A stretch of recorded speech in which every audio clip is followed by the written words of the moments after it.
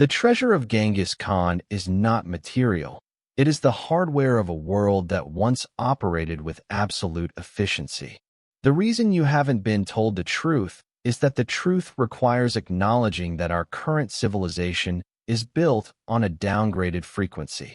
The guns of bone and the liquid processors were silenced to make the world safe for the modern era. And the tomb is the only place where the original blueprint still survives, intact and waiting for the next boot sequence. Think about the sheer scale of the Burkhan Khaldun. It is a mountain that has been revered as sacred since long before the Khan was born. This suggests that the site was already a designated energy node, a place where the Earth echo's natural electromagnetic pulse is at its peak. Genghis Khan didn't choose this place for his grave. He was returned to it. He was a biological component of the mountain, a specialized receiver that spent a lifetime unifying the scattered frequencies of the Eurasian tribes into a single, coherent broadcast. When his work was finished, the ghost fleet of administrative forces ensured that the terminal was buried deep enough that no human user could ever accidentally trigger a reboot before the scheduled time. The brain hates unfinished ideas, and the largest open question in our history is how a nomadic people could suddenly possess the logistics and the tuned weaponry to dismantle the world echo's most advanced walled cities. The answer is that they weren't using primitive tools. They were the ground crew for a technology that utilized the resonance of the Earth itself. The horse was merely the mobile interface. The real power came from the synchronization of the riders with the planetary grid. And the tomb is the site where that synchronization was permanently archived. As we move forward, we will uncover the mystery of the Three River Sokoth's specific hydraulic intersection that provides the power for the magnetic shield. We will see why every modern expedition that gets too close to the Forbidden Zone experiences unexplained equipment failure and sudden atmospheric shifts. The Khentii Mountains are not just a landscape. They are a living, humming firewall. The search for the tomb is a search for the off switch of our current reality, and the administrators of the grid are not ready for us to find it. Most geological maps are lying to you, Okur, at the very least. They are showing you only the surface-level reality of the Mongolian landscape. We are taught that the Onan, the Kurlan, and the Tul rivers are simply three separate waterways that originate in the Khentii Mountains, flowing naturally toward the plains. But if you look at the aerial laser scans of the region, a much more mechanical pattern emerges. These three rivers were never just natural features. They are the calibrated conduits of a liquid-state power system, a tripartite hydraulic network designed to maintain the Forbidden Zone in a state of permanent electromagnetic isolation. This is the part nobody warns you about. Genghis Khan's burial was not a religious ceremony. It was a hardware installation. In the world of alternative history, the three rivers act as a planetary cooling system for the massive terminal buried beneath Burkhan Khaldun. The intersection of these waterways creates a specific resonant frequency generated by the friction of water moving over specific mineral deposits in the riverbeds. This frequency is what powers the magnetic shield that has defeated every modern search effort for 800 years. The rivers aren't just flowing, they are powering the firewall. Uokov probably noticed that every modern expedition that attempts to bring ground-penetrating radar or satellite imaging into this specific quadrant of Mongolia experiences sudden, catastrophic equipment failure. As we look at the specialized equipment being moved into the Regionoko massive cooling arrays and lead-line transport vehicle Sukhoi, becomes clear that the final settlement of the Mongol Empire is being negotiated right now, in the shadows of the Khentii. The private military contractors are the user interface for a conflict we aren't supposed to know about, a war for the keys to a kingdom that was never truly lost. The search for the burial site of Genghis Khan has reached its final, most unsettling phase, the realization that we are not looking for a dead body, but waiting for a dormant system to come back online. While traditional archaeology continues to sift through the dirt of the Khentii Mountains, the actual evidence of the final logout suggests that the Great Khan didn't simply pass away. He performed a deliberate, strategic exit from the physical plane to ensure the Silk Road conduit remained under the management of the founders. This transition was the ultimate system update for the 13th century, a moment where the biological ruler was converted into a permanent, energetic administrator of the planetary grid. You have probably noticed that history seems to move in cycles, where moments of extreme global unification are followed by long periods of fragmented management. The Mongol expansion was the last time the Northern Hemisphere operated under a single, synchronized frequency. When the Khan realized that the physical hardware of his Arakoth horses, the bows, and the nomadic ground Kriwoko had reached its maximum capacity, he initiated the final logout protocol. This wasn't a death. It was a transition into the deep-line conduits of the Earth's crust.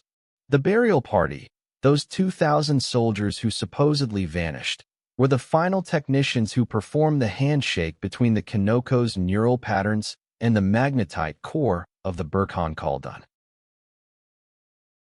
This brings us to the terrifying reality of the reboot sequence that is currently unfolding beneath our feet.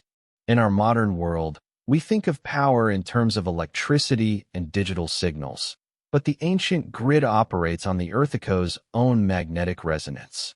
As the planet's magnetic poles continue their rapid shift, the quarantine over the Mongolian Forbidden Zone is beginning to fail. The steel rain atmospheric discharges are merely the ping signals of a motherboard that is trying to clear its logic gates after 8 centuries of silence. The founders of our modern Arakoth corporations and private military contractors currently surrounding the Mongolian border know that the original master user is preparing to log back into the system. Think about the psychological reality of a world where the largest energy terminal on the planet suddenly reactivates. The brain hates unfinished ideas, and the missing tomb of Genghis Khan is the largest open loop in human history. We have been taught to see it as a mystery, but the mystery was the firewall designed to keep us from interfering with the hardware while it was in standby mode.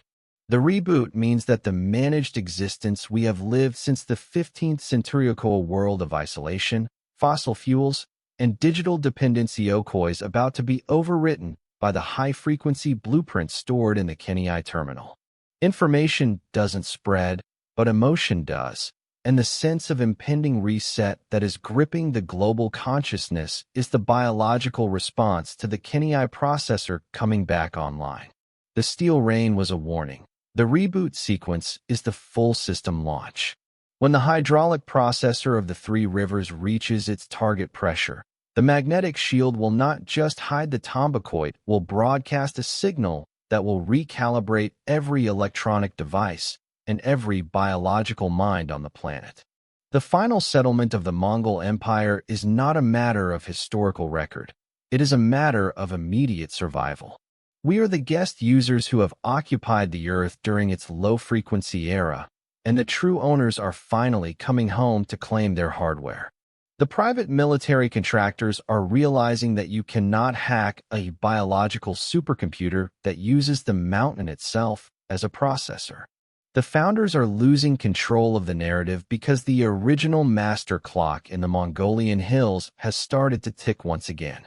As the ground continues to hum and the atmospheric discharge intensifies, we have to look past the Mongolian steppes to see where the rest of the global grid is waking up. The Genghis Khan terminal is only one node in a worldwide network of dormant power plants that are all beginning to synchronize their reboot sequences.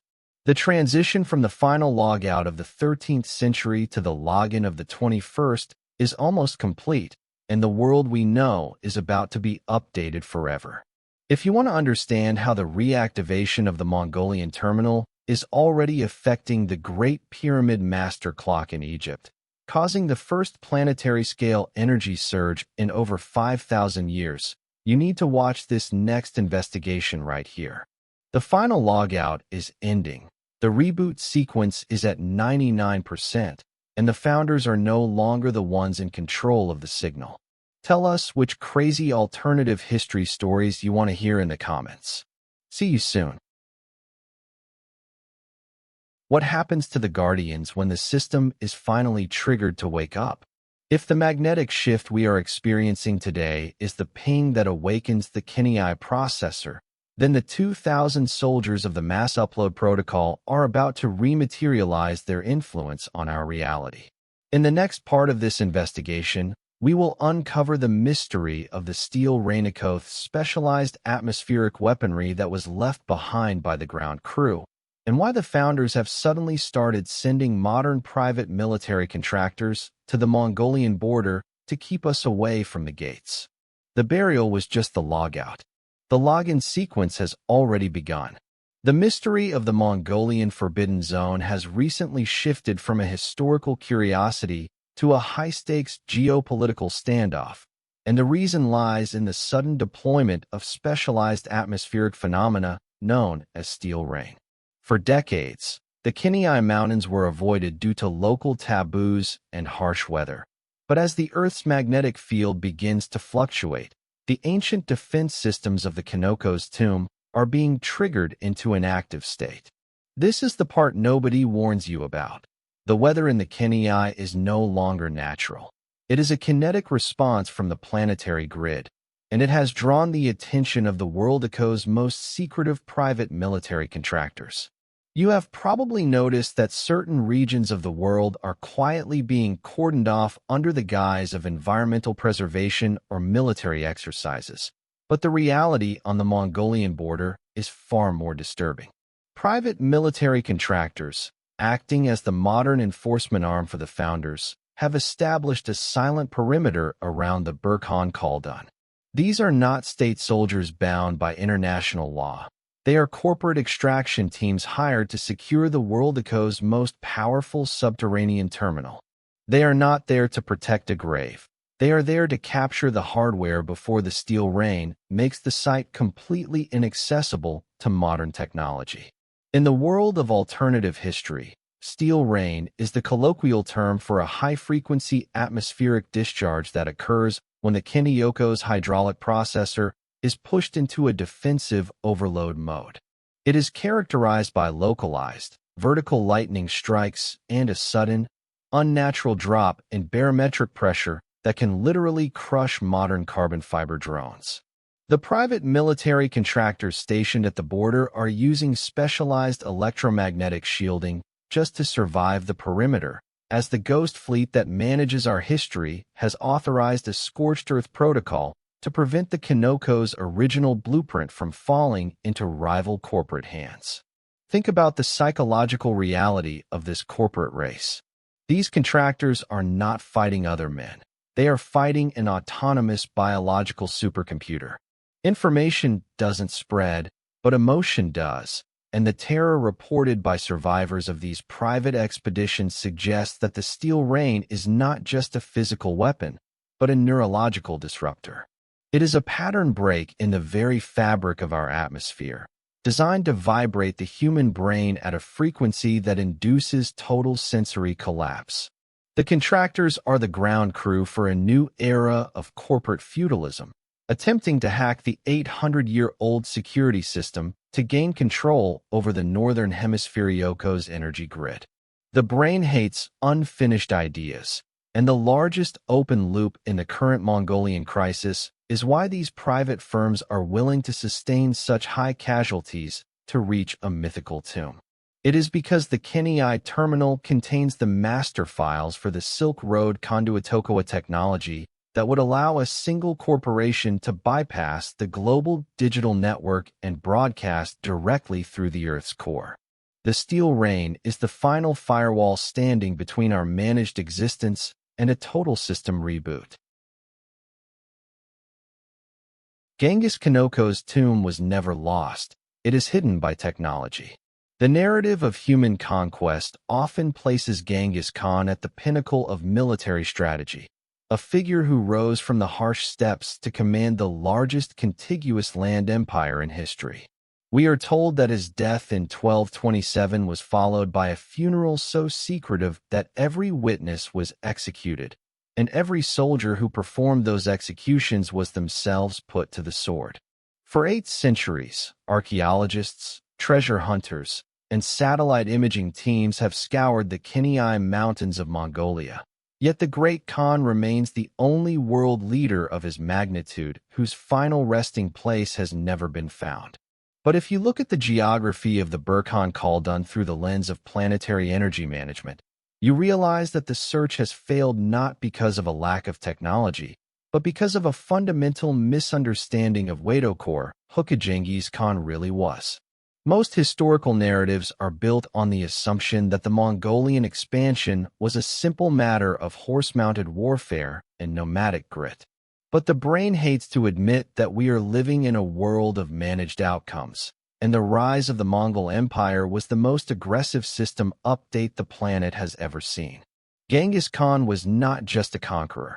He was the primary biological operator for a terrestrial grid that needed to be forcibly unified. The Silk Road was not just a trade route. It was a physical data conduit, and the Great Khan was the administrator tasked with ensuring the signal could flow from the Pacific to the Mediterranean without interference from the localized, low-frequency power structures of the time. This brings us to the silent guardians of the Khentii Mountains. The official story says that a river was diverted over the grave to hide it forever. In the world of alternative history, this was the installation of a hydraulic seal, identical in function to the water management systems we see in the liquid fortress of Petra or the berets of Angkor. The water wasn't meant to hide the body. It was meant to provide a permanent cooling and grounding system for a high-frequency terminal that was being placed into deep storage. The soldiers who were executed weren't victims of a paranoid secret. They were the final participants in a deactivation protocol, a team of technicians who ensured that the signal of the Great Khan was successfully uploaded into the Mountainoko's magnetite core before the site was sealed. You have probably noticed that Mongolia remains one of the most sparsely populated and quiet places on Earth. This is not an accident of climate or culture. It is a strategic preservation of a high-frequency zone. The Khentii Mountains serve as a massive atmospheric antenna, and the tomb of Genghis Khan is the central grounding point for the entire Northern Hemisphere. If the grave were found and breached by modern hands, the sudden release of the stored resonance would disrupt the managed existence we have occupied since the 13th century.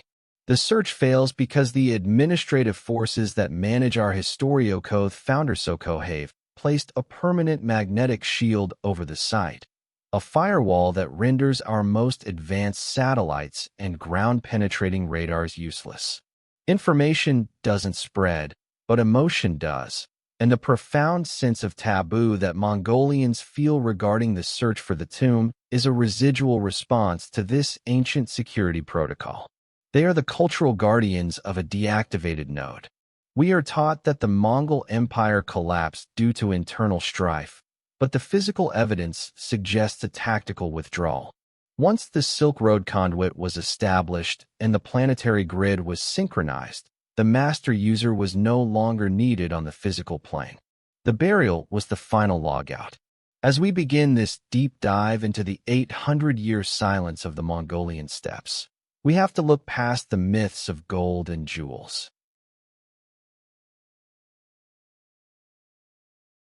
You have probably noticed that the legend of the executioners follows a very specific, repeating patternoko, a chain of death that seems almost too symmetrical to be a simple military order. This is because the reality was far more technical. In the world of alternative history, the composite bows of the Mongol elite were not just weapons of war. They were highly specialized acoustic tuning forks. By striking specific frequencies against the magnetite-rich sandstone of the Khentii Mountains, these soldiers weren't just carving a grave. They were using vibrational energy to bridge the gap between human neural patterns and the Earthiko's own electromagnetic grid. This is the part nobody warns you about. You cannot maintain a magnetic shield as powerful as the Forbidden Zone for 800 years without a constant, active maintenance crew. In our modern world, we use automated software to manage our data centers. But the founders of the 13th century used something far more advanced tocobiological resonance. The massacre was, in fact, a synchronized event where the neural data of 2,000 highly trained operators was uploaded directly into the Mountainoko's subterranean chambers. They didn't die. They were installed as the living software of the hydraulic shield. Think about the psychological reality of such a transition. These soldiers were not victims. They were the final participants in a system update that would ensure their leader Roko's terminal remained online and protected through the centuries of low-frequency human history that followed.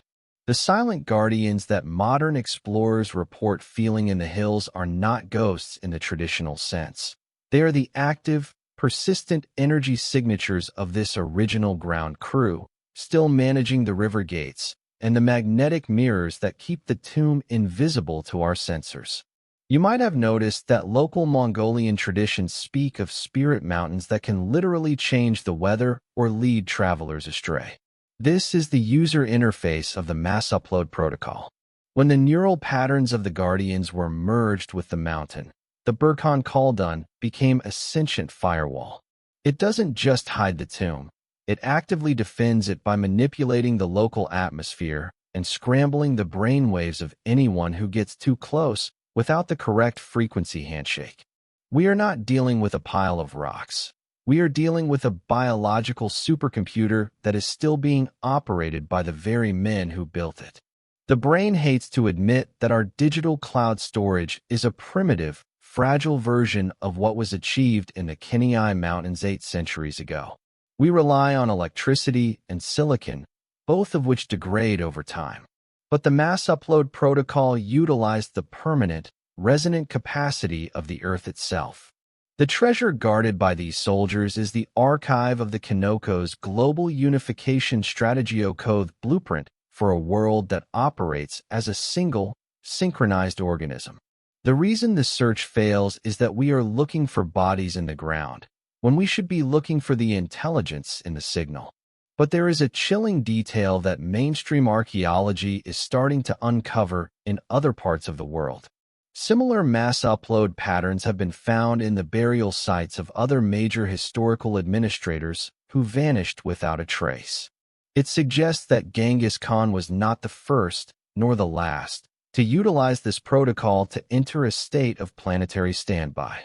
The ghost fleet that manages our history has been using these mountain terminals to store their most valuable assets for millennia, waiting for the Earthico's magnetic field to reach a specific reboot threshold. As we move deeper into the forbidden zone, we have to ask the most unsettling question of all.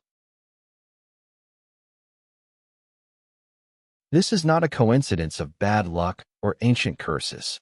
It is a pattern break in our understanding of physics. The hydraulic energy harvested from the Onan, Kurlan, and Tul is converted into a high-frequency broadcast that scrambles modern digital sensors. The Khentii Mountains are shouting so loud on an electromagnetic level that our managed technology simply cannot hear the signal of the tomb. Later in this video, I will show you how the Mongol ground crew Wakith elite soldiers who were supposedly executed actually used specialized acoustic weaponry to carve the subterranean chambers into the solid rock. But first, you need to understand why the hydraulic system had to be so massive. To keep a biological operator like Genghis Khan in deep standby mode, the Earthico's natural magnetic field had to be stabilized and amplified at the burial site. The three rivers were the only way to ensure a constant, non-interruptible power supply to the grounding node. Information doesn't spread, but emotion does, and the profound sense of heaviness that explorers feel when approaching the Burkhan Khaldun is the biological response to the high-intensity field generated by the river circuit. We are walking into a high-voltage zone where the air itself is charged. This is the relatability effectico if you have ever stood near a high-voltage power line and felt the hair on your arms stand up. You have experienced a fraction of what the Mongolian Forbidden Zone broadcasts every second of every day. Think about the logistical impossibility of what we are told. An empire that spanned continents supposedly couldn't leave a single map of its founder Roko's grave? The brain hates unfinished ideas, and the missing tomb is the largest open loop in our history. The reality is that the map was never hidden. It was written in the water. The Mongol elite knew that as long as the three rivers continued to flow in their specific alignment, the tomb would remain invisible to the low-frequency civilizations that would follow them. The search fails because we are looking for a stone in the dirt when we should be looking for the resonance in the water. But there is a terrifying detail that mainstream history refuses to acknowledge. The flow rate of these rivers has been artificially maintained for 8 centuries. Even during periods of extreme drought, the water levels around the Forbidden Zone remain suspiciously constant. This suggests that the hydraulic processor is still being managed by an underground infrastructure Roko, a series of ancient valves and conduits that keep the shield active. The founders of the Mongol era didn't just build a grave, they built a self-sustaining power plant. As we continue this investigation, we have to face the ultimate pattern break. The Mongol soldiers weren't just horsemen, they were the technicians of the grid. Their specialized weaponry, the famous composite Bausikow, are actually resonant tuning forks that could disrupt an enemy biological frequency. And in the next part, we will explore the evidence that the final execution of the burial crew was not a massacre, but a mass upload protocol, where the consciousness of the Khan's elite was merged with the magnetic shield itself. The Guardians aren't dead, they are the frequency.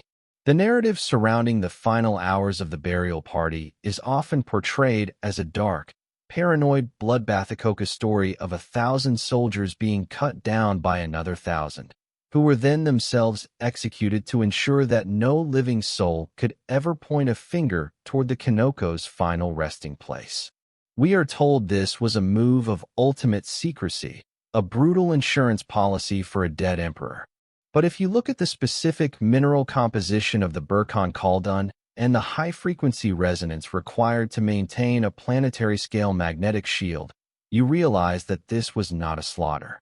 It was a mass upload protocol, a final, irreversible transition where the elite guardians of the Mongol Empire moved from the limitations of biological life into the permanent architecture of the mountain itself.